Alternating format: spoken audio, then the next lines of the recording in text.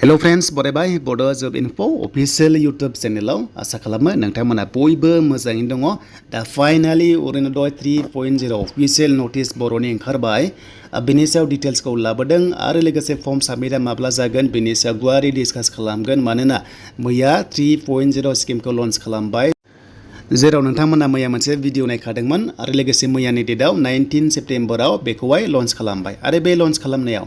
मा थांखि लाखो सोर मोनगोन सोर मोना गासैबो अफिसियेल नटिस ओंखारबाय आरो फर्मआ दासिम सफैथ'वाखै जानो हागौ नोंथांमोना बहाबा चेनेलाव मोनदों जानांगौ जे फर्म मोनबाय होननानै नाथाय बे नंखाय अके स' दासिम अफिसियेलि फर्मआ सफैथ'वाखै आरो जेब्ला सफैगोन नोंथांमोना आंनि चेनेलाव आपडेटखौ मोननो हागोन दा जायखिजाया जों माखासे डिटेल्सखौ नायग्रोनोसै गुवारै मानोना गोबांथार जोंनि गेजेराव गोनो गोथो जायो आरो बे स्किमा जाबाय नोंथांमोननिया 3.0 खौ मैया लन्च खालामबाय स' बेखायनो आं एसे डिसप्लेयाव होबाय जे प्रग्राम जानायनिखौ मिटिं जानायखौ जेराव लन्च खालामनाय बेयाव आंबो अफिसियेल डिउटि गोग्लैदोंमोन आरो बेयाव लोगोसे मा होनखो नोंथांमोना माखासे डिटेल्सखौ लाबोदों आरो फर्मआ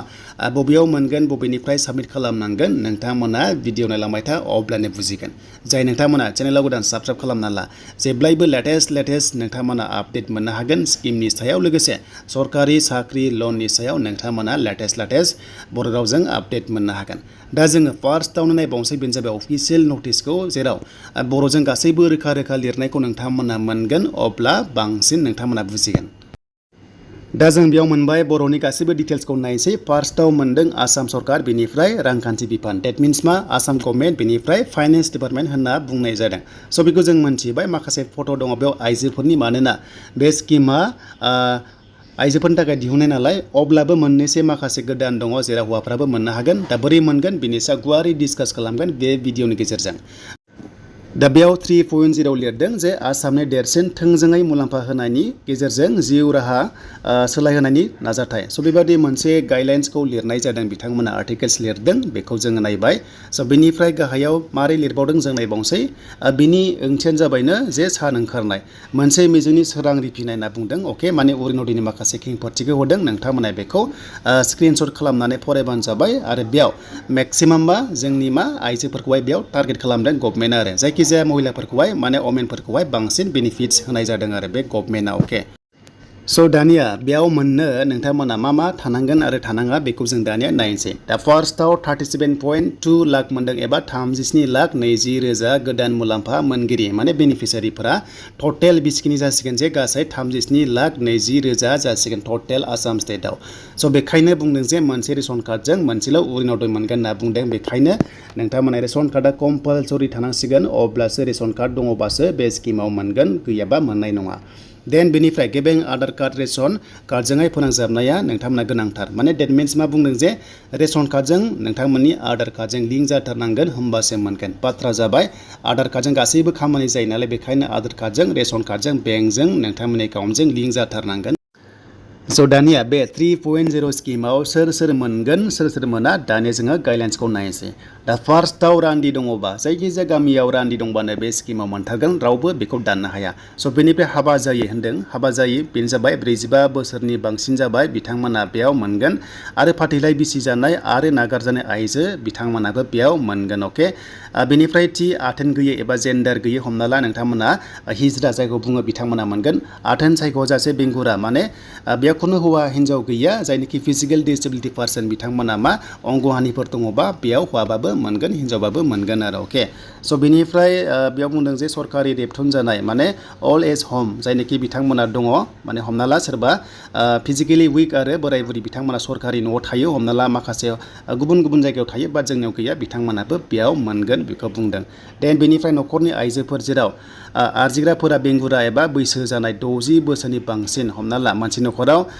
हमना ला नैबे हासबेन्डआ 60 बोसोरनि बारा जाबाय जेबो मावनो हाला अके माने बोरायबाय जेबो मावनो हाला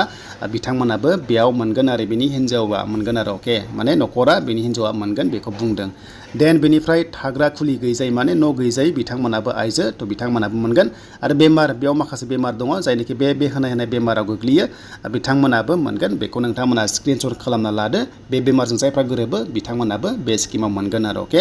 देन बेनिफ्राय बिबायनानै जाग्रा जायनाखि भिखारि जों जायखौ होनना बुङो बिबायनानै जाग्रा एकदम निखावरि न' आइजो थ' बिथांमोनाबो बेयाव मोनगोन आरो लोगोसे अन्त्योदय होनना बुंदों जायनाखि BPL हल्डार हमना ला माइरं 35 केजि मोनो डाइरेक्ट नोंथांमोना सासेयाव 5 केजि मोननाय नङा जायनाखि BPL बिथांमोनाबो बेयाव मोनगोन आइजोफोरा अके माने अनलि आइजोफोरनि बाथ्रा बुंगासिनो दङ आरो आर्जिनाया 2 लाखनि गाहायाव जानांगोन न'खरा माने इनकामा 2 लाखनि गाहायाव जानांगोन बेखायनो इनकाम सार्टिफिकेट नांथारगोन आरो लोगोसे दानिया सोर मोननो हाया जायनाखि माने गोबांथार मोनथिनो लुबैयो खायसे मोना नालाय दा बेयाव मोनैफोरखौबो क्राइटेरिया मिलायफोरखौ बुंदों जायनाखि MLA MP बा जायखिजाया हमना ला पलिटिकेल लिडारफ्रा देरहादोंमोन बेनिफ्राय दाबो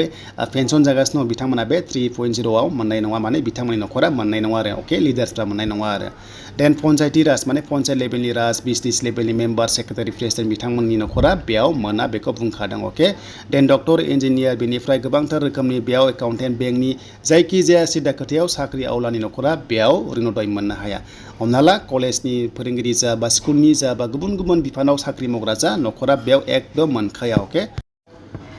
बेनिफ्राय जों मिथिबाय साख्रि मावनाया मोना नाथाय साख्रि मावनानै रिटायारमेन्ट जाबाय एबा आजिरा लाबाय बिथांमोननि न'खरा पेन्सन मोनो एबा बिथांमोना बेयाव मोननाय नङा अके सरकारि थिकादार मोननाय नङा दा बेयाव जायफ्रानोखि थिकादार माने गुबुन गुबुन थिकादार लाइसेन्स गोनां बा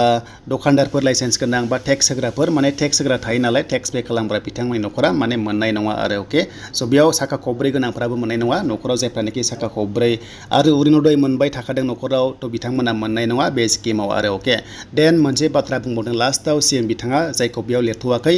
बिथाङा बुंदों जायफ्रानोखि अरुनदय 1.0 2.0 मोनबाय दङ मोनगासिनो दं बिथांमोनाबो फर्म साबमिट खालामनांगोन रिभिउ जागोन होनना बुंदों माने बाथ्रा जाबाय सिदा खोथायाव खायसे न'खरा हमना ला दुखियानिफ्राय मालिक जाबाय नालाय हमना ला साख्रि मोनबाय न'खरा अब्ला बिथांमोना बेयाव मोननाय नङा आरो बेखायनो माने